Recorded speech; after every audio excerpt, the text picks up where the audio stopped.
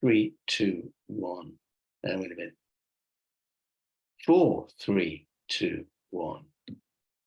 Hello, everyone. I'm sorry I can't be with you today, but I'm going to be sharing some slides which you'll be able to review and read in your own time.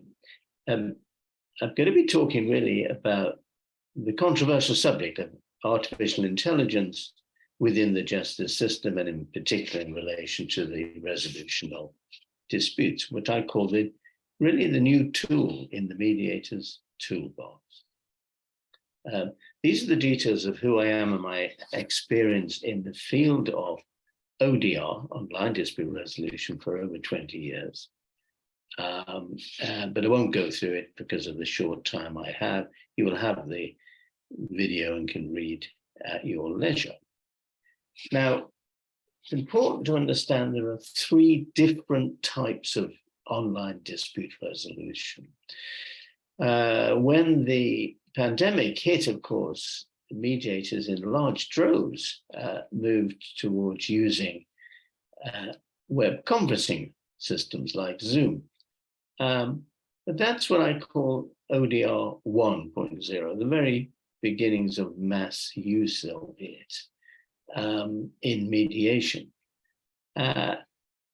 These are really non-specific tools, and we'll come to a problem that these have caused as a result of that, but they have different uses, not just for mediation.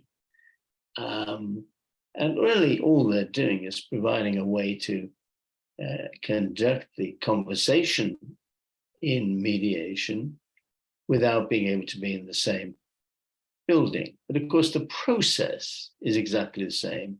So this type of ODR has not moved the needle anywhere at all.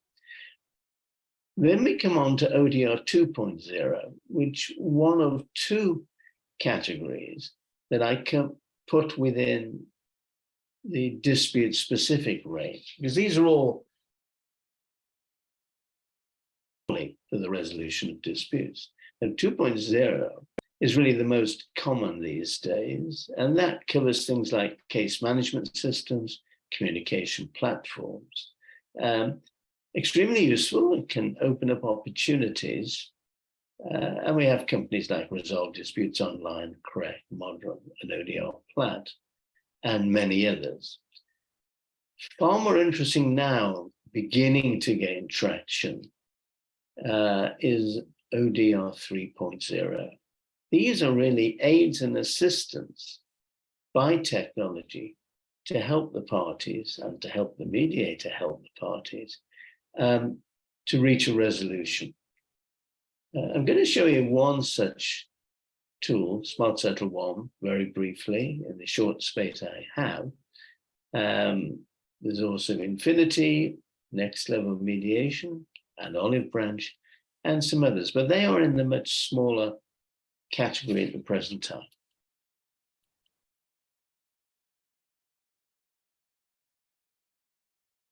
Now, what's the problem with ODR 1.0? They can be repurposed for reasons other than dispute resolution. So beware of the problem with Otter AI when mediating through Zoom, Teams, and Meet. This is a very recent problem come to light.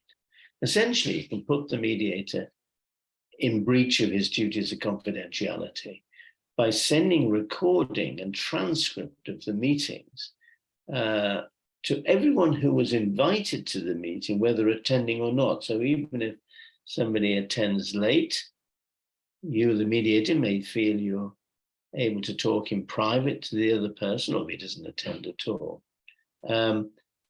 This is a complicated subject that we're still getting to understand, but I have made one section of my online training course in online dispute resolution freely available because of the importance of this subject. So you can go to it to read it at tinyurl.com/ and the capital letters ODR-OTTRAI. Now, although I'm a great fan of what artificial intelligence can bring, it does go wrong occasionally. And here we're looking at a problem they had in Ningbo in China. They brought on a system to try to help prosecute people who were jaywalking, walking the street when they shouldn't have been in mixed traffic. And they did set up these cameras in the city. And if they saw through the cameras somebody jaywalking, the camera would take a snap and then use artificial intelligence to try to identify that person. Now, in one case, they successfully identified a lady who was apparently quite well known as being a head of a big company. It was certainly her face, and they correctly therefore identified her. But what they got wrong was this woman was not in that area at all. Because what the cameras actually seen was not the person in walking in that street, but a picture of that person slapped onto the side of a bus in an advert. In other words, whoever had programmed and set up this system had failed to check that the face actually had a body and was independently moving. So what I'm saying is, this is where AA gets it wrong, often not because there's problems with AI, but problems with programming of it. And that's why when AI is being used and will be used in the future, more and more in the justice sector, it's extremely important that everybody understands what is actually being done. But which AI? Well, not the artificial intelligence. I like what I call augmented intelligence. This is intelligence, not like the hand on the left that is purely a machine, but like the hand on the right, which is human, but receives the benefit of technology to augment the human skill. That is the exciting future in dispute resolution. So I like to refer to this not as ODR, but as technology-assisted dispute resolution. There's less time to resolution, there's less cost, and there's less damage to relationships, such as in the supply chain, family, or employment. So what's not to like with technology-assisted dispute resolution? So let me briefly show you a bit about Smart Settle One, which is just one method of using technology to significantly help people to resolve the disputes, and is available on a no settle, no fee basis. So there's no charge if it doesn't settle. What's not to like about it? Well, this is really more or less what it looks like when people go on the system. On the right is an insurance company. On the left is a claimant, Tom. And what you've seen here while I've been talking is two flags. The upper scale is one that is seen by the other party, but the one lower, the yellow flag, which moves along a scale in thousands of pounds to try to reach a settlement, is not seen by Tom. Similarly, Tom makes bids which the insurance company can't see. Here they're shown as a gray line just for the purpose of explaining where he's made a bid. And as you can see, while he's reduced his claim from £65,000 to 63, Insurco has only increased to 53,000. So there's still a big gap of £10,000 here. So they go on to session 2, and more bids are made, but there is still too much of a gap. And the parties finally move to a third round, which they say will be the final bidding. And this is where people have to really work hard if they want to reach a settlement. And you see by the moving flags here that there has been an actual overlap. So you'll see that insurance company has been prepared to go up to 61,000. Tom has been prepared to come down to 58. So there is an overlap of 3,000. And the system has announced the settlement at £59,000. How quick was that? Now, you may say, why didn't it settle it at the midpoint? The midpoint between 58 and 61 is 59,500. In fact, that would be just to split the difference, which would actually, if you think about it, disclose to your opponent what you had bid secretly in the last round, because it'd just be a question of doing the maths, doubling the gap. So what Smart Settle does is try to be fair and try to give a little bit of extra to the party that made more effort to settle the matter. And that's been worked out as the person who made the last move, the smallest last move, to get into the overlap zone, the zone of possible agreement. Smart Settle 1 not only significantly and quickly increases the opportunity to resolve matters where it's just a dispute over a sum of money, but it can actually give claimants, let's take insurance companies who do use these sort of things, could use these things quite extensively. It would give them an opportunity to negotiate in a different and more creative way. For example, when early in a case, when costs are minimal, very low, it might be worth the insurance company to offer a little bit higher than normal, knowing that as the costs will be negligible, the overall costs will be a lot less than if the matter trundled on through the courts at high cost and was settled, albeit at a much lower figure.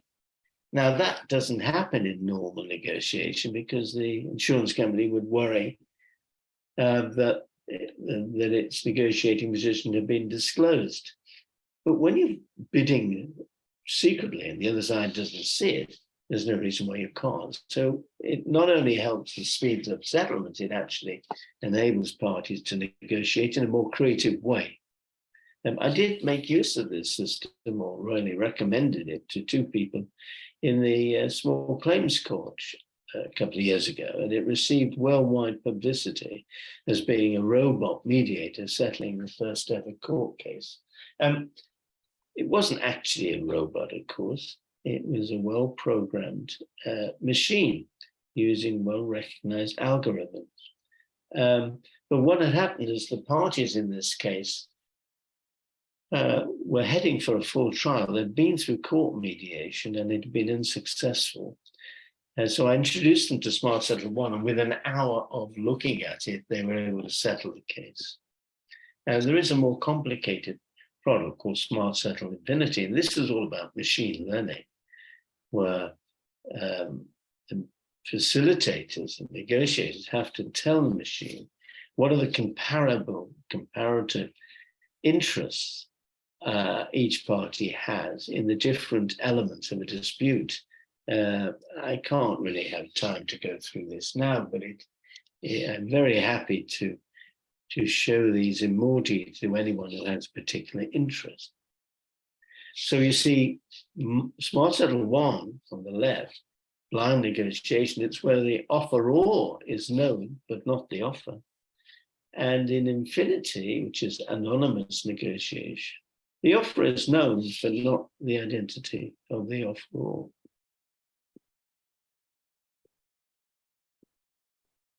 And I think no clicks. Here we go. Oh, right. Well, that's really all I have to say. I just missed a slide. I don't know if I go back on it.